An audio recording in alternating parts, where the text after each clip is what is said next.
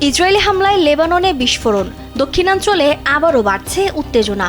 শনিবার কাফার তেবনিট, তাল্লুসে ও আরনুন এলাকায় বিস্ফোরণে আকাশ ধোঁয়ায় ঢেকে যায়। একই সময়ে কৌশলগত আলী আল তাহের উচ্চভূমি ও কাফারে মানেই দুহাই রাতভর বিমান হামলা ও গোলাবর্ষণের খবর দিয়েছে তেহরান। চলতি মাসে রোমে যুক্তরাষ্ট্রের মধ্যস্থতায় সপ্তম দফার বৈঠকে দক্ষিণ লেবানন থেকে ইসরায়েলি সেনা সরানো, লেবাননের সেনা মোতায়েন এবং সশস্ত্র গোষ্ঠী অস্ত্র নিয়ে আলোচনা হয়। লেবানন চায় পূর্ণ ইসরায়েলি প্রত্যাহার ও রাষ্ট্রীয় নিয়ন্ত্রণ।